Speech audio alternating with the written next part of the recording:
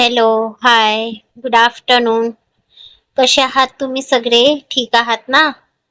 चला, तर मग सुरुवात करूया आपल्या तू तिथे मी कथेच्या नवीन भागाला. रात्रीच्या 8 वाजता अचानक नियाच्या फ्लॅटची डोरबेल वाजली. तसंच जाऊन नियाने दार उघडला. समोर यश उभा होता. डोळे लाल आणि चेहऱ्यावर भरमसाठ चिंता. त्याचा तो थकलेला अवतार बघून नियाला तर काय बोलावं ते सुचत नव्हतं. त्याच्या अवतारावरूनच त्याच्या मनाचा अंदाज तिला आला होता. डॉल कुठे आहे प्रिन्सेस? त्याने सरळ नियाला प्रश्न केला. तसं नियाने उजव्या बाजूला बेडरूमकडे इशारा केला आणि यश सरळ त्या दिशेनेच चालू लागला. त्याची पायाची ती टकटक त्याच्या हृदयाच्या धडधडीचा हाल सांगत होती. त्याच्यात असलेली ती घाई एका मिनिटाच्या आतुरतेची घाई नव्हती. त्याची ती घाई तिच्याविषयीच्या काळजीची घाई होती. कधी एकदा तिला बघतो असं झालं होतं त्याला. नियाने फोन करून सांगितल्यापासून एका क्षणासाठी सुद्धा त्याचं हृदय शांत बसलं नव्हतं. पण तिला बघून तरी ते शांत बसेल का काय माहिती. तो तसाच घाईत निघाला होताच की उजव्या बाजूच्या त्या खोलीजवळ येताच त्याचा वेग मंदावला. तिला बघण्यासाठी आतुर असलेलं त्याचं हृदय मात्र आता तिच्याच काळजीने कमालीचं धडधडू लागलं होतं. जिच्या डोळ्यात पाण्याचा एक थेंब सुद्धा ज्याला सहन होत नव्हता, तिच्या डोळ्यात आलेला तो पूर तो बघू शकणार की नाही याची त्यालाच भीती वाटत असावी. पण त्याला हे चांगलंच माहिती होतं की तिला जर कोणी सावरू शकेल तर तोच. म्हणून स्वतःला हिंमत देत जड पावलांनी तो तिच्या दिशेने एक एक पाय टाकत चालू लागला. इकडे नियाने त्याची ट्रॉली बॅग आत घेतली आणि दार लावून घेतला. तिचे डोळे सुद्धा आता त्याच दिशेने लागले होते.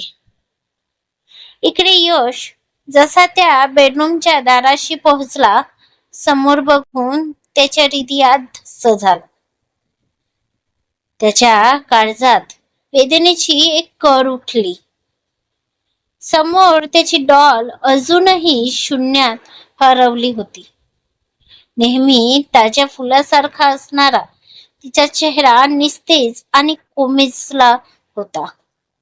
तिला बघून असं वाटत होतं की ती कितीतरी दिवसांची आजारी आहे.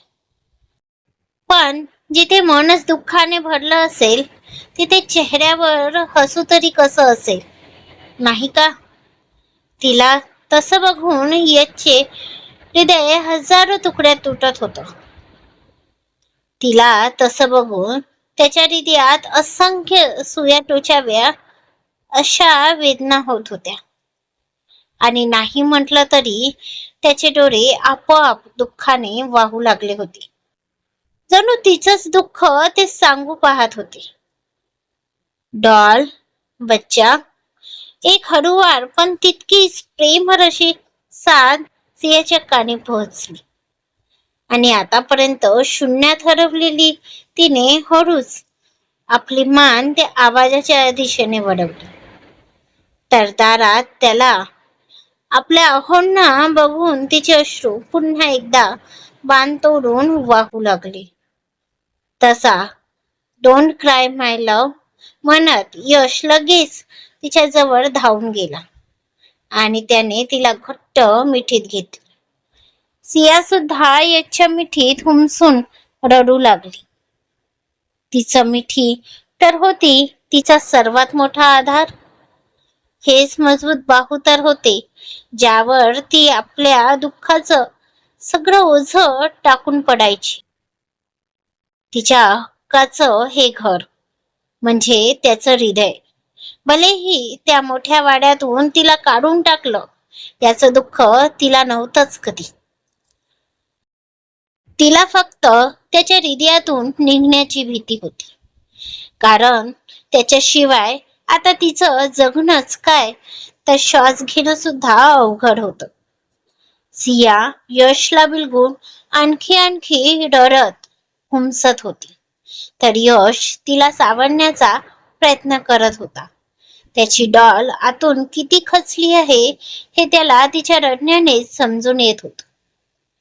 कारण आई गेल्यावर सुद्धा ती अशीच खचली होती, ज्यावरून खूप काहीतरी भयावह झालं आहे तिच्यासोबत याचा त्याला अंदाज आला. आणि तशीच एक भीतीची लहर त्याच्या सर्वांगातून संचारून गेली. तो विचार येताच त्याच्या हातांची पकड आपल्या मिठीतल्या पाखरावर घट्ट झाली आणि त्याने तिला आपल्या हृदयाशी अगदी घट्ट म्हणजे घट्ट चिपकावून घेतलं. 1 इंच सुद्धा अंतर सोडलं नव्हतं त्याने. जसं की त्याची पकड थोडी जरी सैल झाली तर ती खूप खूप दूर निघून जाईल आणि तिचं दूर होणं आता त्याला सहनच होणार नव्हतं. बायको, काय झालं? तू इथे का? आपल्या घरी का नाहीस? थोड्या वेळाने यशने सियाला आपल्यापासून थोडं दूर करत विचारलं आणि तिला बघू लागला. तर पुन्हा किर्लोस्कर निवासची गोष्ट निघता त्या रात्रीचं सगळं तिच्या डोळ्यासमोरून जाऊ लागलं आणि तिचे डोळे पुन्हा एकदा झरझर वाहू लागले. सांग ना बच्चा, आणि तुझा फोन कुठे आहे? मी तुला किती फोन करतोय, उचलत का नाहीस? यश: अहो, ते माझा फोन तो बेडरूम घरी. सिया अडखळत बोलली. किर्लोस्कर निवासाच्या नावानेच तिला भरून आलं होतं आणि तिचे शब्द अडखळत होते. ओके बच्चा, राहू दे. आता मी आलोय ना. चल आता आपण आपल्या घरी जाऊन बोलू. बोलत यश बेडवरून उठला तसा सियाने त्याचा हात पकडला. यशने तिला बघितलं, त्याचबरोबर नियाने सुद्धा त्याच वेळी तिला पाहिलं. अहो नको, तिथे नाही, मी नाही बोलून सियाने घाबरत मान इकडे तिकडे गेली. तर तिला किर्लोस्कर निवासाच्या नावाने इतका घाबरताना बघून यशने नियाकडे पाहिलं. तर तिने सुद्धा नाही मध्ये मान इकडे तिकडे केली.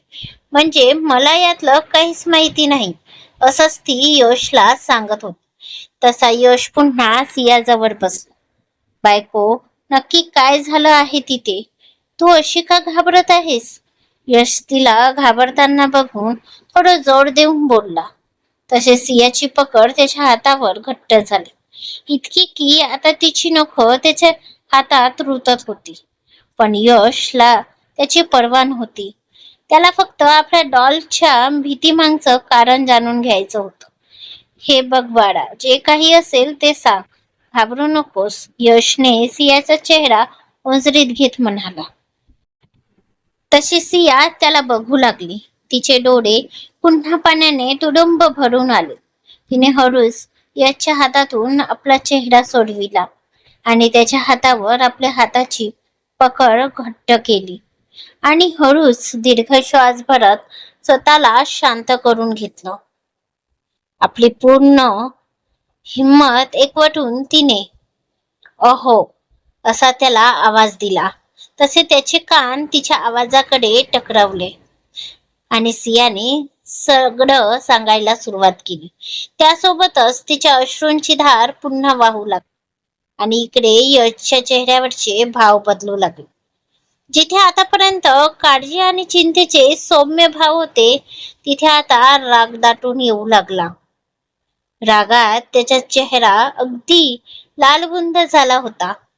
हाताची मूठ आवळून त्यावरील नसा टम्म फुगल्या होत्या. पूर्ण खोलीत एक भयानक शांतता पसरली होती. हाऊ डेअर ही! पुढच्या क्षणी त्याचा आवाज असा काय त्या खोलीत दणाणला की तिथेच उभी असलेल्या नियासोबत सियाच्याही काळजाचा ठोका चुकला. अहो, तुम्हालाही राग आला का? त्याला तसं ओरडताना बघून त्याने हळूच मान खाली घालत विचारले. मग राग नाही येणार का? यश जबरा रक्त करत बोलला. म्हणजे म्हणजे तुम्हाला सुद्धा असंच वाटतं का की चूक चूक माझी आहे? सिया थोडी कचरतच बोलली. तिची मान अजूनही खालीच होती. तिला आता यशच्या नजरेत बघायला सुद्धा अवघड वाटत होत. तर तिचं तसं म्हणणं यशच्या हृदयाला चिरून गेलं. आपल्या डॉलच्या मनात आपण इतका सुद्धा विश्वास निर्माण करू शकलो नाही याच त्याला आता किती त्रास होत होता हे त्याच्या पाणावलेल्या डोळ्यांनी समजूनच येत होत. आणि त्यानं तिला कसून बघितलं, ज्यात फक्त एक अव्यक्त दुःख होतं. अहो, तुम्ही चुकीचं नका समजू. पण सियाला त्याचं ते हसणं बघून आता स्वतःचाच राग आला.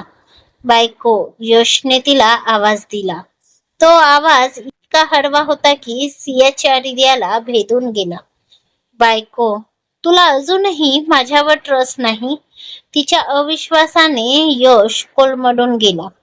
एका नात्यात जिथे प्रेम आवश्यक असते तितकंच किंवा त्याहून जास्त कदाचित विश्वास गरजेचा असतो. कारण हा विश्वासच असतो जो वेळेसोबत त्या नात्याला आणखी मजबूत आणि घट्ट बांधून ठेवत असतो. म्हणून नात्यात एक वेळ प्रेम थोडं कमी झालं तरी चालेल, पण आपल्या जोडीदाराचा विश्वास मात्र कमी होता कामा नये. जसं संसाराचा गाडा ओढायला नवरा आणि बायको दोघेही पूरक लागतात, तसंच प्रेम आणि विश्वासाची साथ सुद्धा हवी असते. कुठल्याही एकाची पूर्ण कमी त्या नात्याला कमकुवत करून सोडत असते. आणि यशला त्याच गोष्टीचा आता त्रास होत होता. अहो, तुम्ही चुकीचं नका समजू. खरं तर ती माझी भीती होती. तुमच्याशिवाय माझं आता जगात कुणीही नाही. अशात जर तुम्ही माझी साथ सोडली तर मी कशी जगेल? माझ्याकडे तर जीव देण्याशिवाय. सिया बोलतच होती की यशने तिच्या ओठांवर आपलं बोट ठेवलं आणि थोडं चिडूनच तिच्याकडे बघितलं. त्याला जरा रागच आला. एकतर आधीच त्याला तो प्रश्न विचारून तिने त्याच्यावर अविश्वास दाखवला होता आणि आता पुन्हा ती म्हणण्याच्या गोष्टी करत आहे बघून त्याच्या रागाचा पारा चढला. पण परिस्थिती अशी होती ना की तो रागवू सुद्धा शकत नव्हता. कारण समोर जी होती ना ती फक्त त्याची बायको नव्हती, ती त्याचा जीव, प्राण, त्याचा श्वास होती. म्हणून कस तरी त्याने आपल्या रागावर ताबा ठेवला होता. पण अक्षला तर तो सोडणार नव्हता. मग समोर 200 किलोचं पोतं येव की 400 किलोचं, त्याला काही फरक पडणार नव्हता. त्याने तो सियाला आपल्या मिठीत कैद केली आणि तिला शांत करू लागला. थोड्याच वेळात त्याचा उबदार स्पर्शात सिया शांत झाली आणि तिचे मंद मंद जड श्वास जाणवू लागले. त्याने मान खाली करून बघितलं तर त्याचं पाखरू त्याच्या मिठीतच गाढ झोपी गेलं होतं. 2 दिवसापासून मनात असलेलं ओझं हलकं झाल्याने आता तिला शांत झोप लागली होती. यशने हळूच तिला आपल्या मिठीतून दूर केलं आणि तिला बघू लागला. रडून रडून लाल झालेला तिचा चेहरा बघून त्याला गलबलून आलं. त्याने हळूच तिच्या चेहऱ्यावरून हात फिरवला, ज्यावर अजूनही अश्रूंचे सुकलेले डाग होते. त्याने हळूच ते पुसले आणि तिला अलगद बेडवर झोपविले आणि तिच्या कपाळावर दीर्घ चुंबन घेऊन तिच्यावर कम्फर्ट देऊन तो आपले ओले डोळे पुसत तिथून बाहेर पडला. तशी निया सुद्धा त्याच्या मागे गेली आणि तो दार बाहेरून ओढून घेतला. यश तिथून सरळ बाहेर हॉलमध्ये आला. आता तो खूप अस्वस्थ झाला. म्हणण्यापेक्षा आता तो खूप रागात होता. जिच्या डोळ्यात त्याला अश्रूचा एक थेंब आलेला सहन होत नव्हता, तिथे त्याच्या कुटुंबामुळे त्याची डॉल सतत रडत होती आणि हीच गोष्ट त्याचा राग उफारून आणायला पुरेशी होती. इतक्यात निया सुद्धा किचन मध्ये जाऊन त्याच्यासाठी पाण्याचा ग्लास घेऊन आली, कारण आल्यापासून त्याने पाण्याचा एक थेंबही घेतला नव्हता. दादा, अरे घे. आधी पाणी पी बोलत नियाने त्याच्या समोर पाण्याचा ग्लास धरला. यशला सुद्धा आता त्याची फार गरज होती. त्यानेही तो हातात घेतला आणि पटकन तोंडाला लावला. दादा, अरे असे कसे वागू शकतात सगळे? मध्यरात्री असं कुणी एखाद्या स्त्रीला म्हणजे स्वतःच्या सुनेला असं घराबाहेर काढू शकतात? बरं मानलं जर त्यांना सियावर विश्वास नव्हता. त्यांच्या लेखी ती चुकीची होती म्हणून का असं तिला काडवेट न बघता सरळ घराबाहेर हाकलून द्यावं? निदान ती एकटी आहे. आता ते तर जाऊ दे, पण ती एक मुलगी आहे याचं तरी भान ठेवायचं ना. बिचारी सिया माहिती नाही रात्रभर कुठे कुठे फिरत होती. या म्हणाली तशी याची पकड आपल्या हातात असलेल्या काचेच्या ग्लासवर घट्ट झाली आणि त्या ग्लासला तडाली. दादा, अरे! तो फुटलेला ग्लास बघून निया काळजीत जवळ सरकली. तिने तो ग्लास त्याच्या हातून बाजूला केला. दादा, अरे काय हे? आता ती काच तुझ्या हातात घुसली असती ना. निया काळजी ती यशचा हात बघत बोल. प्रिन्सेस, तुला हे काचाचे तुकडे दिसत आहेत, माझ्या हाताची ही जखम दिसत आहे, पण माझ्या मनाचं काय? हे माझ्या डॉलला असं बघून असंख्य तुकड्यात विखुरला आहे. सांग ना प्रिन्सेस. बोलून यश तिथे सोफ्यावर धारकन बसला आणि रडू लागला. आता त्याने आपला चेहरा हाताच्या उंजरीत लपवून घेतला होता, पण स्वतःला रडण्यापासून थांबवू शकला नाही. त्यांनी याला सुद्धा आपल्या दादासाठी फार वाईट वाटत होतं. ती सुद्धा मुख अश्रू ढाळत आपल्या दादाला बघत होती. थोड्याच वेळात त्याने स्वतःला सावरलं आणि आपले डोळे पुसले. पण तू काळजी नको करूस प्रिन्सेस. माझ्या डॉलच्या प्रत्येक अश्रूंचा बदला मी घेईन आणि त्या अक्षला तर मी सोडणार नाही. तू फक्त डॉलची काळजी घे. आलोच मी बोलून यश लगेच तिथून बाहेर पडला. थोड्या वेळापूर्वी असणारा आता चेहरा अगदीच कठोर झाला होता. यश आता काय करेल हे बघू पुढच्या भागात लवकरच. तोपर्यंत लाईक, शेअर, सबस्क्राईब करून कमेंट नक्की करा. धन्यवाद.